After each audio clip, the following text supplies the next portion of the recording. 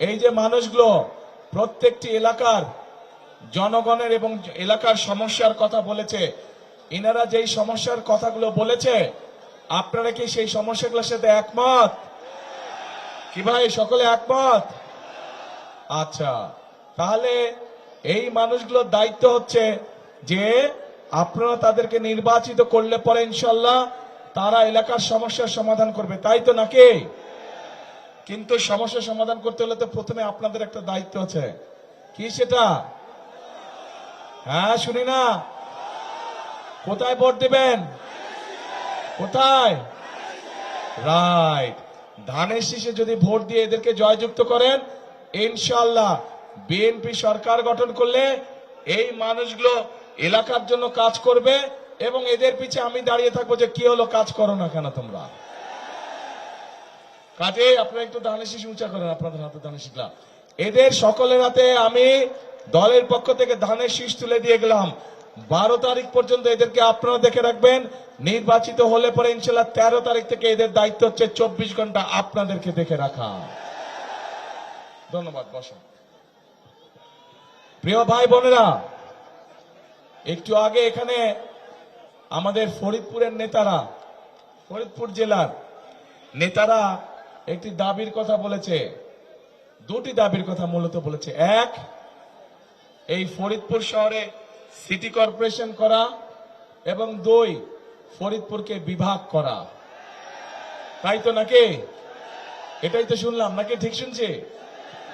আচ্ছা, তাহলে আজকের এই নির্বাচনী জনসভায় আপনাদের সকলের সামনে আমি এতটুকু বলতে চাই, ইনশাল্লাহ বিএনপি সরকার গঠন করলে আগামীতে ধানের শীষ আগামী 12 তারিখে নির্বাচনে জয়যুক্ত হলে পরে বিভাগ গঠন করলে যদি এলাকার মানুষের উপকার হয়, বিভাগ গঠন করলে যদি মানুষের সমস্যার সমাধান হয়, তাহলে ইনশাল্লাহ জনগণের সেই দাবি বিএনপি পূরণ করবে।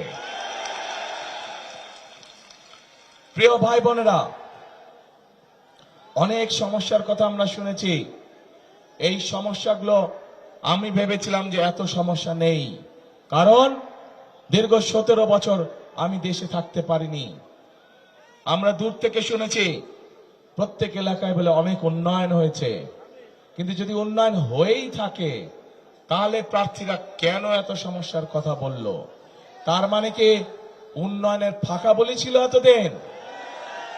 তাহলে প্রিয় ভাই বোনেরা, এখন সময় এসেছে, সময় এসেছে আপনারা যে অধিকার ফিরে পেয়েছেন, যে অধিকার আপনাদের কাছ থেকে গত 1 যুগেরও বেশি সময় ধরে কেড়ে নেওয়া হয়েছিল, সেই অধিকার বাংলাদেশের মানুষ ফিরে পেয়েছে এবং সেই অধিকার আদায় করার মাধ্যমে, অর্থাৎ আগামী 12 তারিখে বাংলাদেশের মানুষ তাদের সেই উদ্ধারকৃত অধিকার প্রয়োগ করার মাধ্যমে দেশের মানুষ দেশের অধিকার ফিরে পাবে। কারণ আমরা যারা বিএনপি করি, আমরা বিশ্বাস করি যে এই দেশের বিএনপির সকল ক্ষমতার উৎস কারা? জনগণ হচ্ছে সকল ক্ষমতার উৎস এবং এই দেশের প্রকৃত মালিক হচ্ছে জনগণ। কাজেই যখন দেশে জনগণের কাছে জবাবদিহিমূলক একটি সরকার থাকবে, জনগণের কাছে জবাবদিহি করতে বাধ্য একটি সরকার থাকবে, তখনই একমাত্র সম্ভব দেশের এলাকার মানুষের সমস্যার সমাধান করা, তখনই একমাত্র সম্ভব দেশকে সামনের দিকে এগিয়ে নিয়ে যাওয়া।